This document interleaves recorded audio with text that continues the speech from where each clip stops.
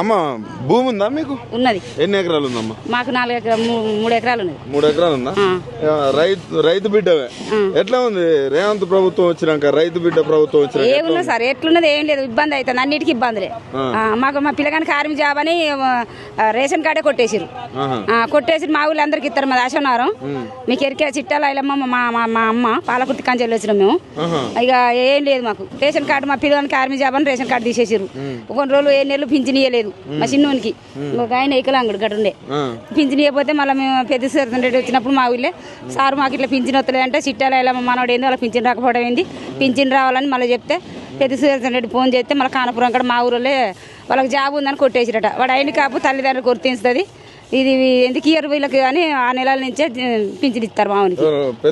చెప్పినప్పటి నుంచి ఇస్తారు. 7 నెలలు. ఇప్పుడు రైతుల పరిస్థితి ఎట్లా? రైతు బంధు లేదు ఏం లేదు, మాకు పట్టాలు కాలేదు సార్. పట్టాలేదు మా దశనారం, మాకు పట్టాలు లేవు ఏం లేవు.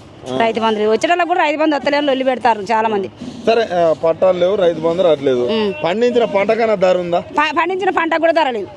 ధర ఎక్కడ సార్? ఇక ఇప్పుడు వానలు పడితే అడుక్కు పడతాయి కావచ్చు, మేము మీదుకుంటాం అడుగు అడుగుంటే ఇంకే. ఇప్పుడు వానలు పడితే మనం కొట్టుకపోయినాయి అంటారు మీ నర్సంపేటలో.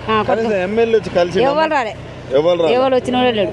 నష్టపరిహారం కూడా ఎవరికి ఇచ్చారో ఏం కథ తెలియదు. వాళ్ళు వచ్చింది కూడా తెలియదు మాకు. ఫ్రీ బస్ ఎట్లుందమ్మా? ఏం ఫ్రీ బస్ ఎందుకు సార్? పైసలు పెట్టుకొని పోవా? అది ఎప్పుడు జాబ్ చేసేటోళ్ళకు అది మా పోవాలంటే ఓనాడు మా కోడలు హన్మకొండ కాడ తీసుకొస్తాను పోతే మెట్ల కింద నేను పడతాంటిని ఆడోళ్ళు వేసి నూకితే. ఎందుకంటే నూకుతారు సీటు కొరకని.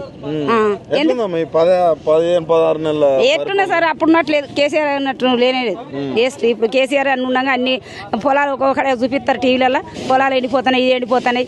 ఎందుకు ఇది మంచిగా ఆయన ఉన్నట్టే మంచిగా లేదు. తులం బంగారం ఎవరికి ఇస్తాడు? మాకు తులం బంగారం తెలియదు, పైసా తెలియదు. 500 గ్యాస్ కూడా లేదు, ఏది లేదు. మరి ఏం చేసిండు? మాకేం చేయలేదు. మాది ఉన్నది కేసీఆర్ పార్టీ కానీ మాకు ఏం చేయలేదు ఆయన.